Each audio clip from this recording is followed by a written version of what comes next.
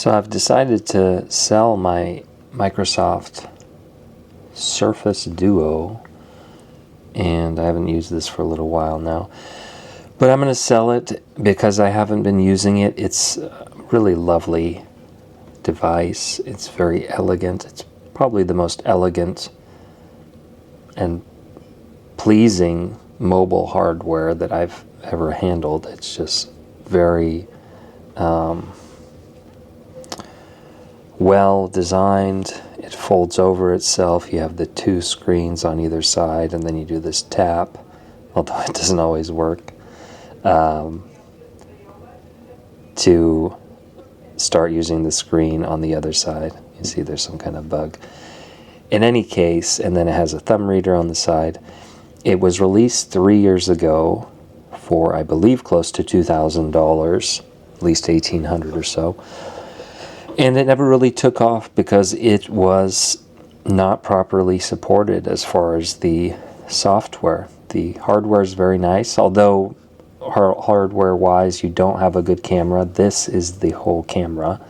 Let me see if we can open the camera. And there we see me with the camera there. So it's not terrible, but, you know, it's not amazing either. And it's okay for a selfie camera, but you're not going to be taking very nice photos. And then you have to do this awkward thing where you flip it, and then it flips, and I guess we're still looking at the wrong side. And now we have the video and photo and all that.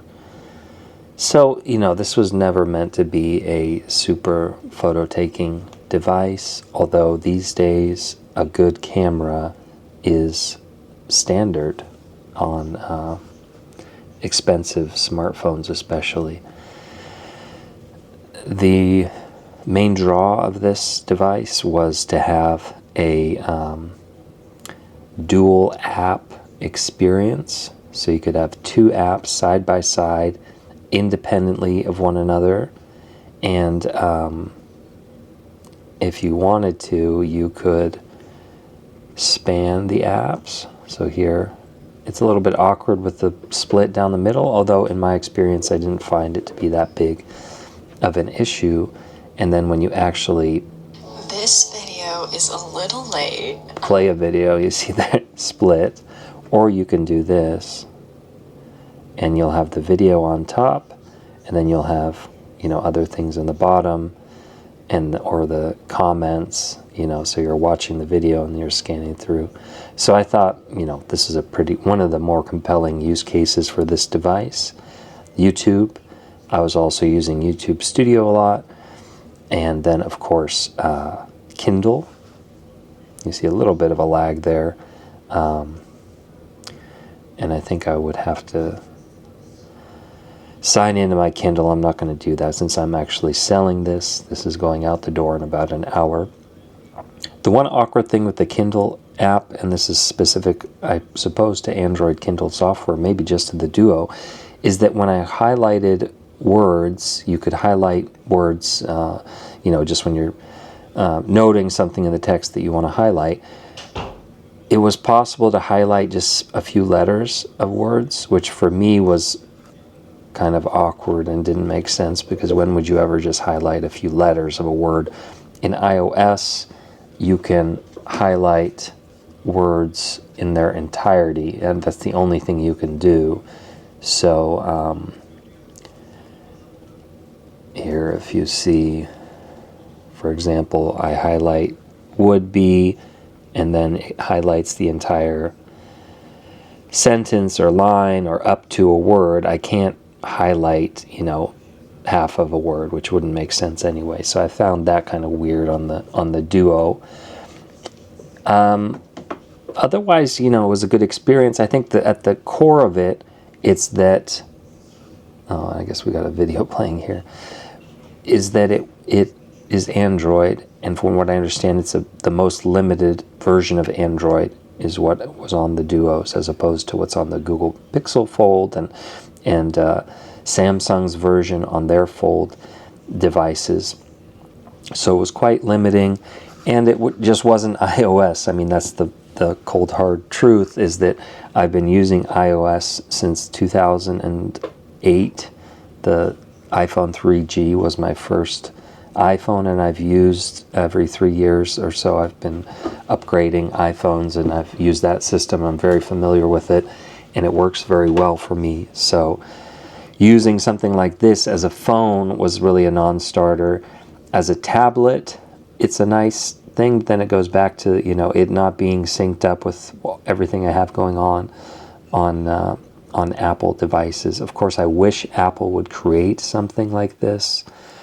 I'm sure they could do it even better, but I think it's going to take a while. And like I've, you know, noted before, Apple doesn't want to eat into their iPad market. The iPhone is their golden goose. They're going to stick with that as long as possible. And I don't think they really want to release a device that's going to double as an iPhone and an iPad mini, or even a little bit bigger iPad. I wish they would. I think they will eventually. But for now, we just have to stick with the traditional iPhone.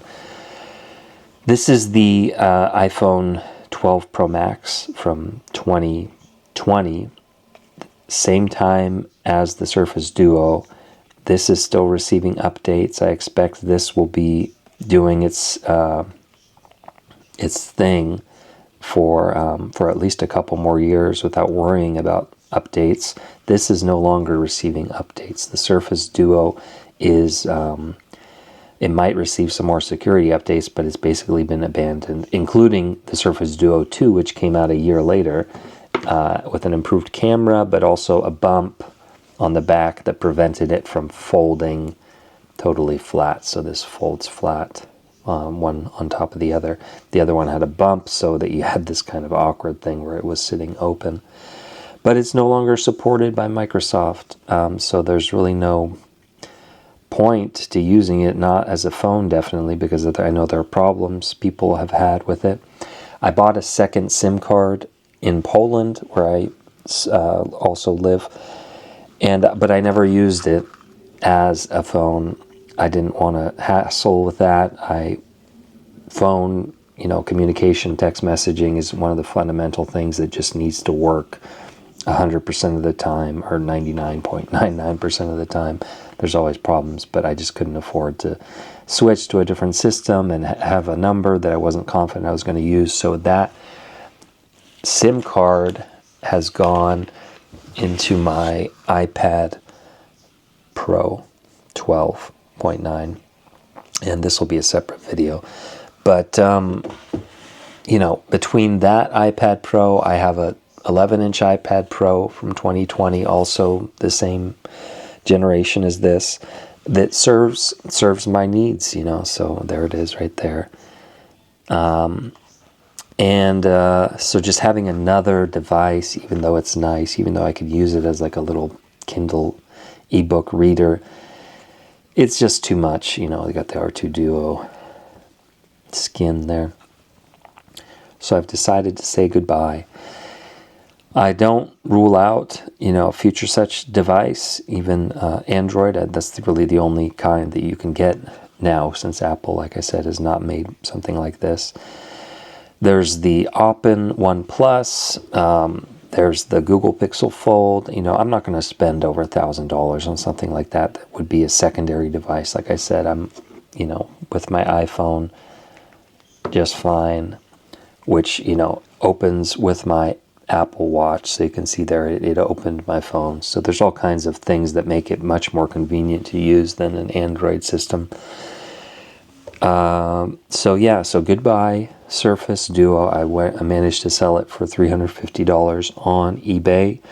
After fees and all of that, I'll, you know, lose $30-40 off of the $325 or so that I paid for it over a year ago when it was on sale.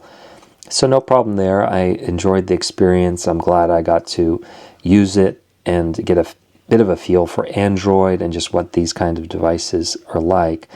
It's a super, like I said, hardware is really just pleasant to hold.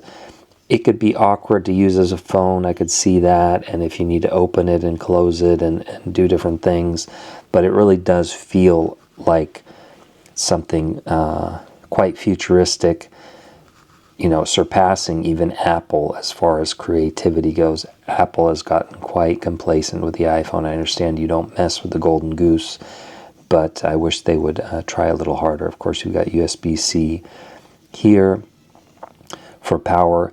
This didn't have the wireless charging, which was a downside, so it was limited in that respect. And like I said, I got it for about $320, and it cost something like $1,500 plus just 3 years ago. So two years after it was released, it was already down to $300 because they're basically clearing out their inventory. And as we have now learned, deciding to basically discontinue further work. It's not out of the question that they will release another Surface device. I've heard some rumors about that, but I think people are discouraged by the way that Microsoft treats their devices, and I think there just isn't a lot of trust with Microsoft as far as a company that's going to support their devices. Definitely not like Apple, which only supports really the iPhone above all else. Of course, they have good support for all their devices, but the iPhone is the king of the hill. For Microsoft, this is so far down the line. They are a cloud services company, a software company, and hardware is way down the line. Of course, they support their laptops and everything much more so than their mobile devices.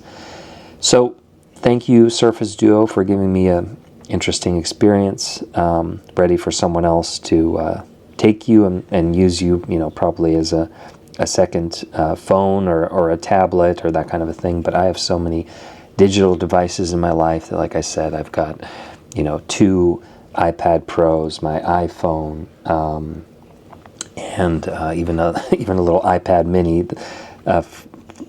4 that I use as a security camera monitor. So between charging and updating and doing all these things, it's just a hassle I don't want to deal with. So thank you, little Surface Duo, little R2 Duo. I'm going to pack you up, and you'll be on your way to your new owner. Bye-bye. Beep, beep, beep, beep.